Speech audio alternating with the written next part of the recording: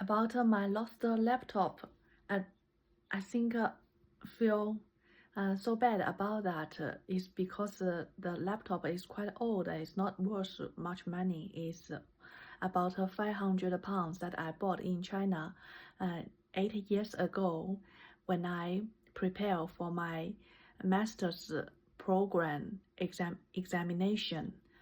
I bought it for that examination preparation. So it's 8 years. Maybe it's worth that much less now. And I have also installed a new SSD card. I also replaced the fan of it because it's too noisy.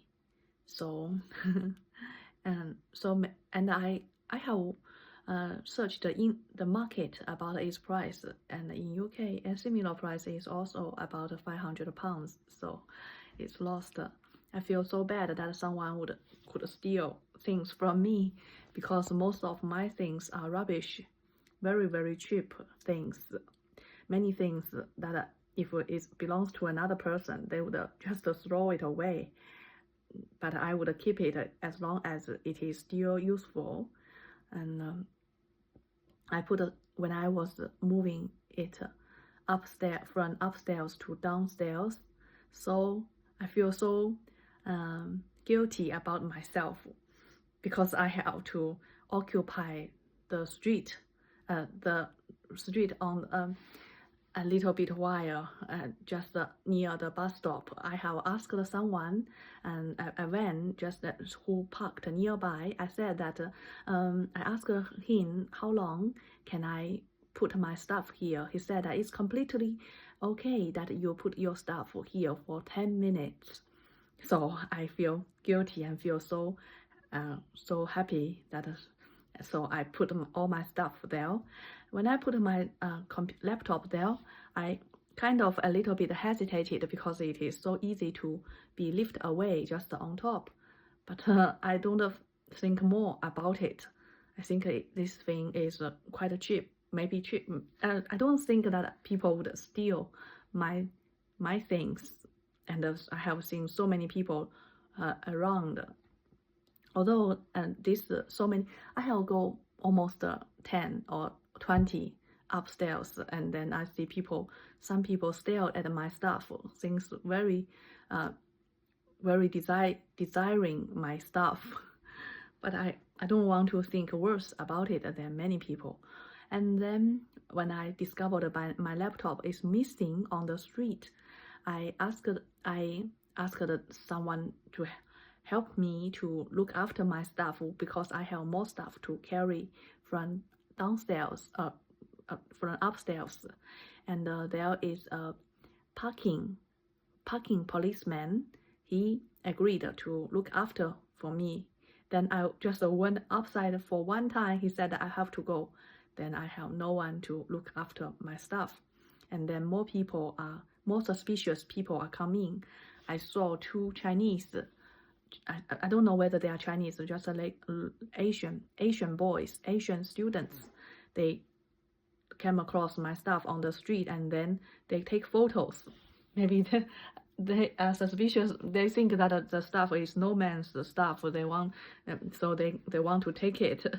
So, and they take photos. Two of them take photos and discuss about it. And then I see an older white man, looks quite ugly. Maybe is tortured by the drug and looked back and forth. Wow, I still didn't want to think that they are would have intention to steal my things, because I don't know. And then there is a Naples restaurant just downstairs. I knocked the door of the shop, the restaurant, and the boss looks so attentive to my case, and then he asked a staff of his shop to look after me. I said that I can pay for you for 5 minutes or 10 minutes, and he said I don't need you to pay. And then that man stand outside and to look after these things for me for, I think, for quite a long time, maybe 5 minutes. So and he didn't want me to pay, and then I take a Uber and go to my boyfriend's house, and the Uber driver is also from Naples, and he is very nice too. I take a Uber XL, so the Uber XL is barely enough to take all my stuff. I didn't know I have so many stuff, and when we have a very nice trip, and then I tipped him £5, and that Uber driver lives there for over 10 years with his wife and a very good family. I asked about him whether they in their country whether they need to give money to each other when they get married. They said they don't need. Just the two people, if they love each other, then they can be together. Don't need parents to pay a large part of money. And the Indian is a girl who pay a lot. Chinese is the the Chinese is the man has to pay a lot, just like to pay a prostitution. And I kind of really like Naples. And